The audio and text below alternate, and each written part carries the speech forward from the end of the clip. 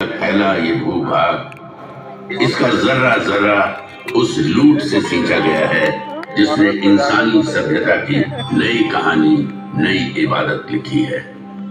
इस गिरिखंड में लोग मारे गए, कत्लो गारत हुए, हिंसा का ऐसा नंगा खेल खेला गया कि हिंसा करने वाले का मन भी भरा है।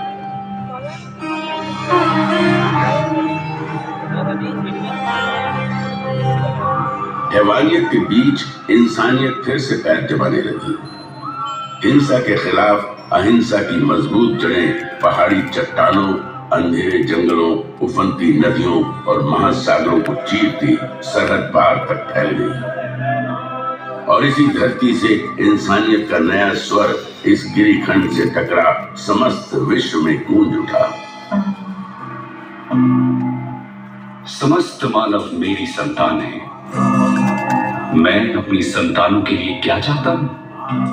मैं चाहता हूं उनका भला, उनकी खुशियां, इस संसार में भी और इसके बाद वाले संसार में भी। समस्त मानव जाति के लिए यही कामना है। तुम शायद ये समझ नहीं सकते कि मेरी ये कामना किस हद तक है, और यदि तुम में से कुछ इसे समझ भी जाए तो भी तुम इस कामना की शिद्दत को पूरी तरह नहीं समझ सकते। मैं अहिंसा के उसी नाद का प्रतीक हूं जिसने इस ब्रह्मांड को एक सूत्र में बांध रखा है, जिसका होना इंसानियत का होना है। यही भाईचारे की सच्ची परिभाषा भी है। सम्राट अशोक की ऐतिहासिक कहानी प्रारंभ होती है उनके दादा चंद्रगुप्त मौर्य से। ईसा की चौथी शताब्दी का अंत एक बटी हुई राजनीतिक स्थिति के शुरुआत का समय था।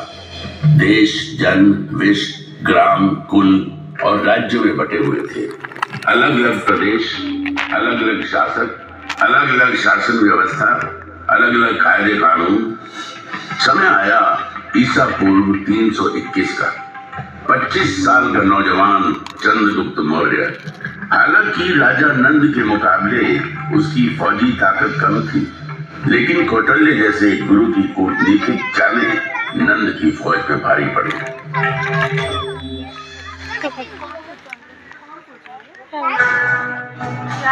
सुनो चंद्रगुप्त, तुम्हें अगर नंद का समूल नाश करना है तो धैर्य से काम लेना होगा, और जैसा मैं कहता हूँ वैसा ही करना होगा। भूखे को अगर थाली की गर्म खिचड़ी